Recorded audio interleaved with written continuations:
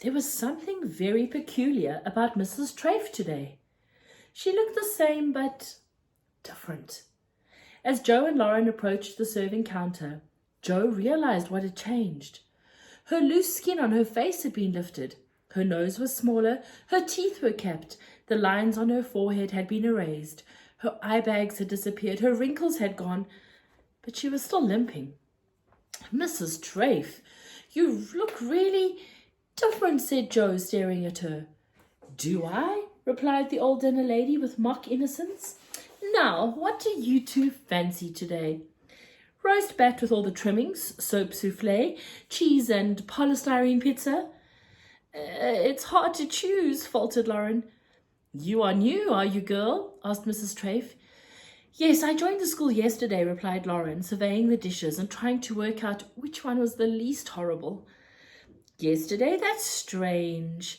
I'm sure I've seen you somewhere before," said the dinner lady, studying Lauren's perfect face. "You look very familiar." Joe butted in. "Did you have that hip operation yet, Mrs. Trafe?" He was becoming increasingly suspicious. "The one I gave you the money for a couple of weeks ago," he whispered, so Lauren wouldn't hear. Mrs. Trafe began to jabber nervously. Well, no, not yet, dear. Why don't you have a large slice of my very tasty—" "You spent the money I gave you on plastic surgery, didn't you?" hissed Joe. A bead of sweat trickled down her face and plopped into her badger snot soup. "I'm sorry, Joe. I just always wanted to have a few things done," pleaded the dinner lady. Joe was so furious he felt he had to leave instantly. "Lauren, we're going," he announced, and she followed as he stormed out of the dining room. Mrs. Trafe limped after them. "If you could just lend me another $5,000, Joe, I promise I'll have it done this time," she called after him. When Lauren finally caught up with Joe, he was sitting alone in the far corner of the playground. She gently put her hand on his head to comfort him. "What was all that about lending her $5,000, she asked. Joe looked at Lauren. There was no way of avoiding telling her now. "My dad is Len Spud," he said sorrowfully. "The bum-fresh billionaire.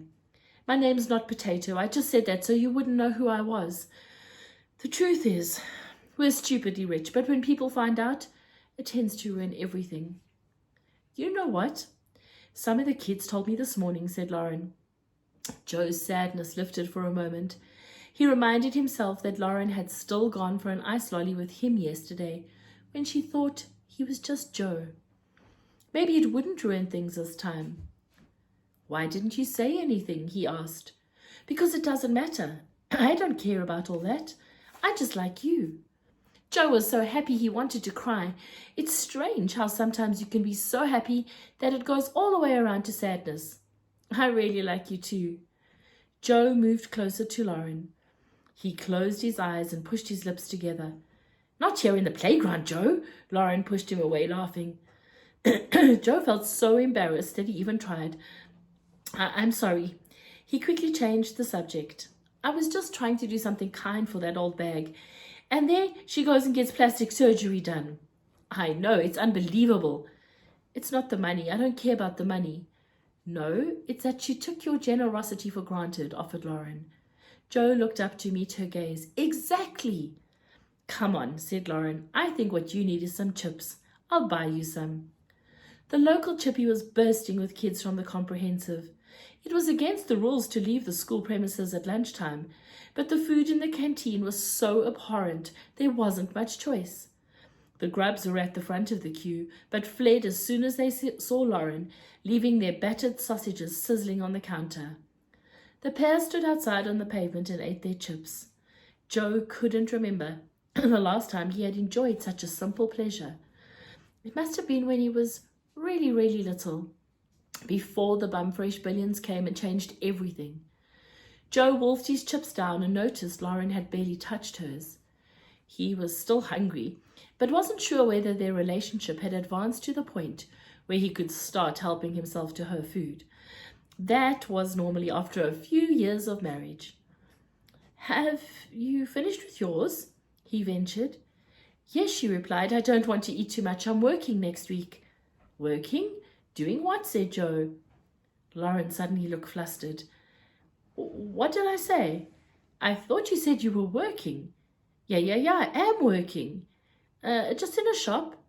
So why would you need to be thin to work in a shop? It's a very narrow shop, she said. She checked her watch. We've got double maths in 10 minutes. We'd better go. Joe frowned. There was something strange going on here.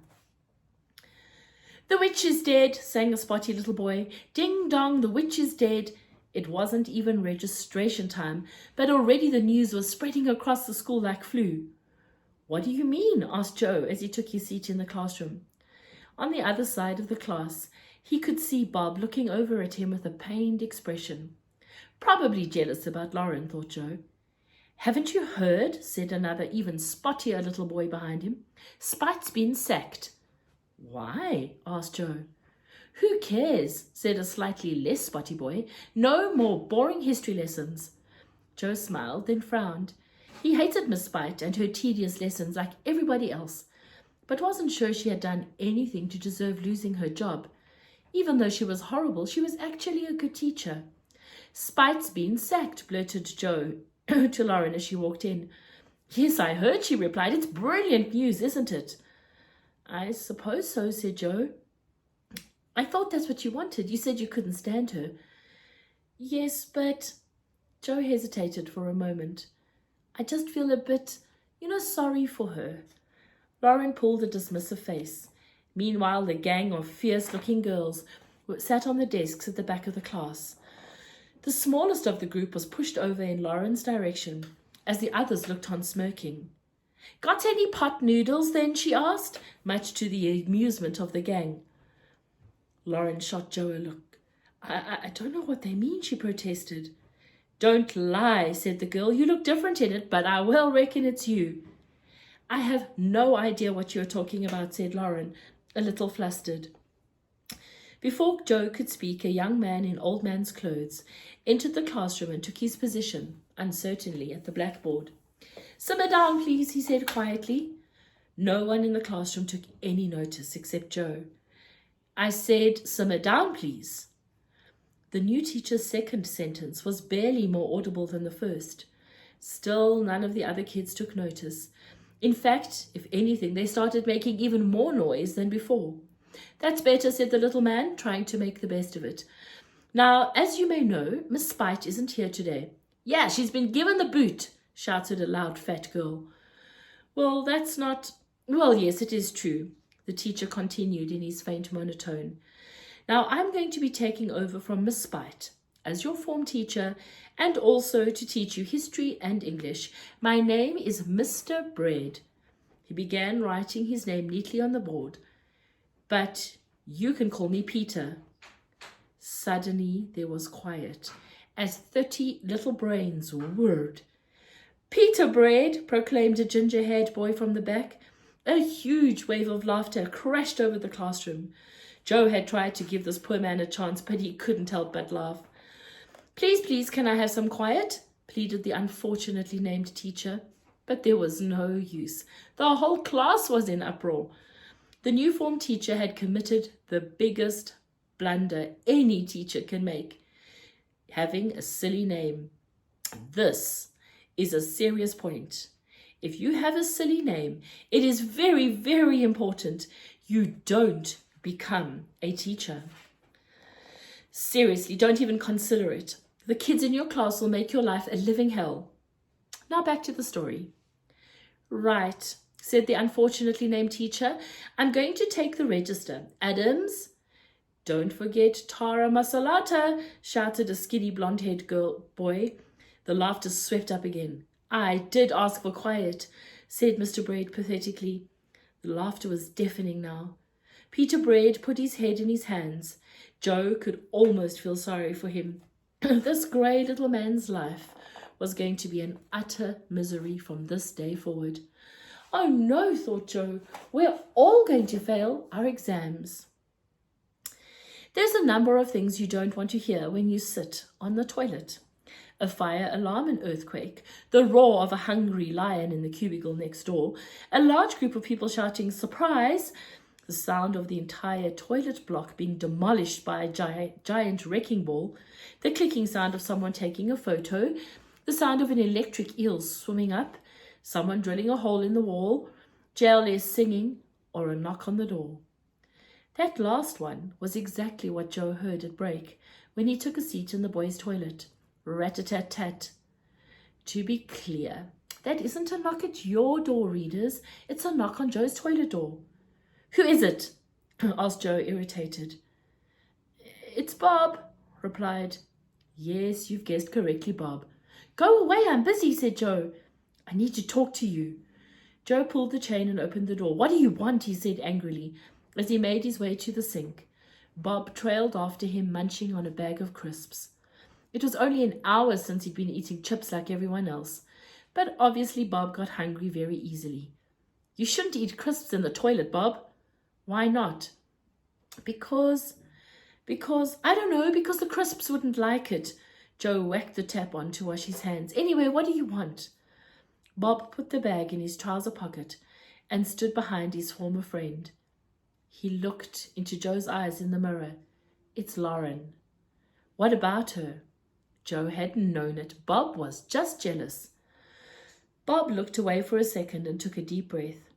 I don't think you should trust her, he said. Joe turned around, shaking with fury. What did you say? He shouted. Bob stepped away, taken aback. I just think she's what? She's fake. Fake?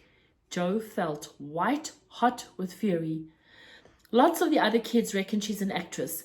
They said she's in some advert or something. And I saw her out with this other boy at the weekend. What? Joe, I think she's just pretending to like you. Joe put his face next to Bob's. He hated being this angry. It was scary being so out of control. Say that again? Bob backed away. Look, I'm sorry. I don't want to fight. I'm just telling you what I saw. You're lying. I'm not.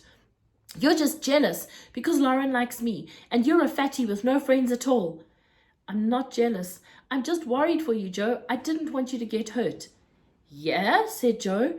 You sounded really worried about me when you called me a spoiled brat.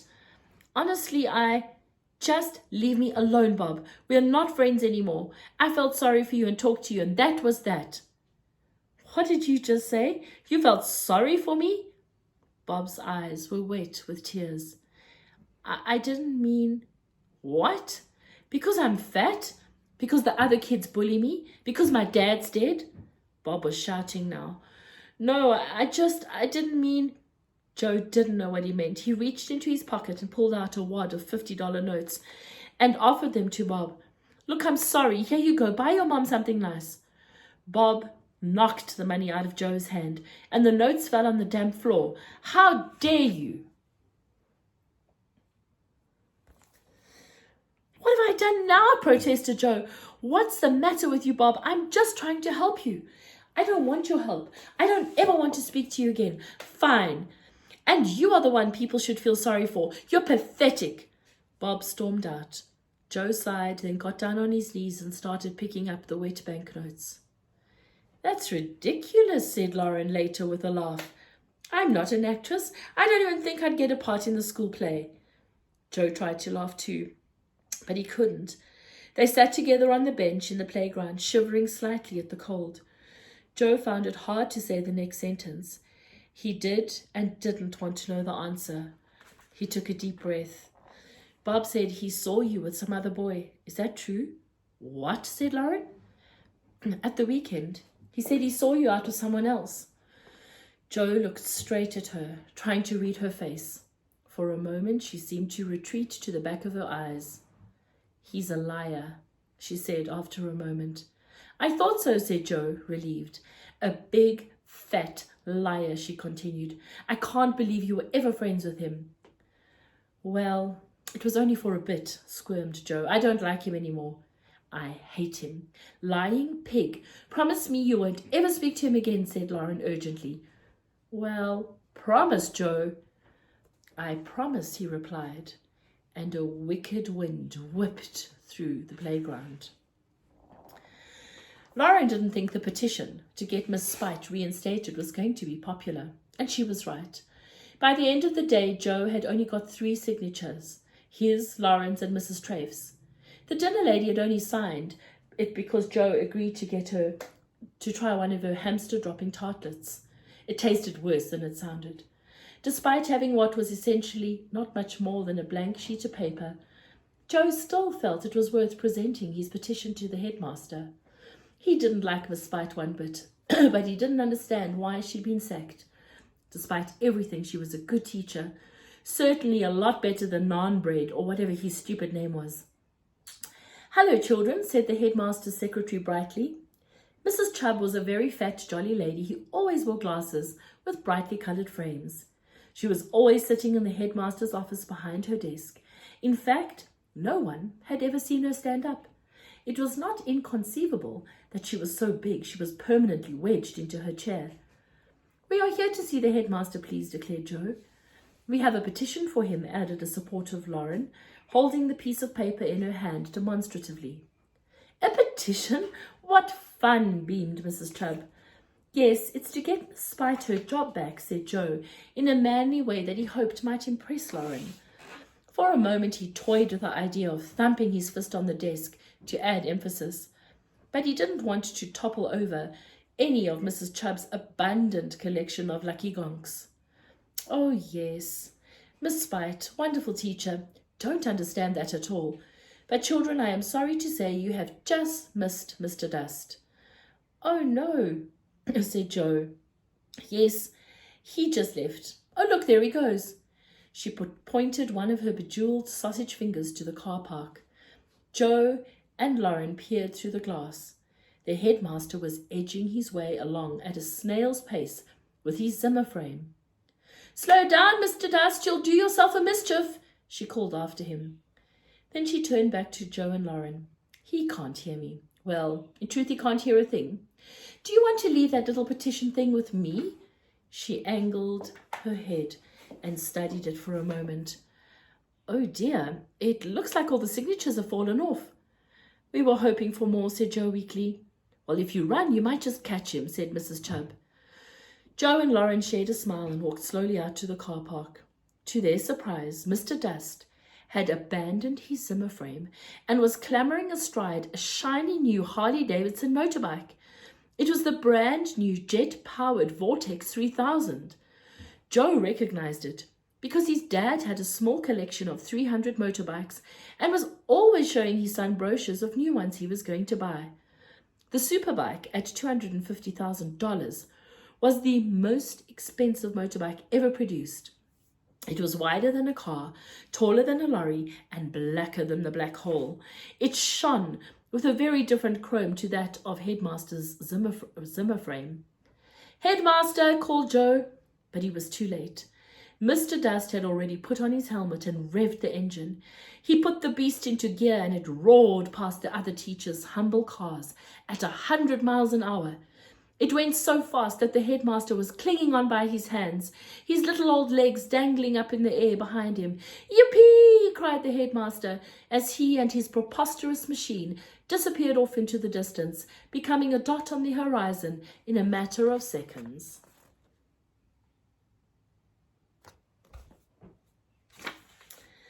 "There is something very strange going on," said Joe to Lauren. "The witch gets the sack. The headmaster gets a $250,000 motorbike." "Joe, you're being silly. It's just a coincidence," laughed Lauren. "Now, am I still invited for dinner tonight?" she added rapidly, changing the subject. Yes, said Joe's eagerly. "How about I meet you outside Rudge's in an hour?" "Cool. See you in a bit." Joe smiled too and watched her walk away. But that bright golden glow that surrounded Lauren in Joe's mind was beginning to darken. Suddenly, something felt very wrong.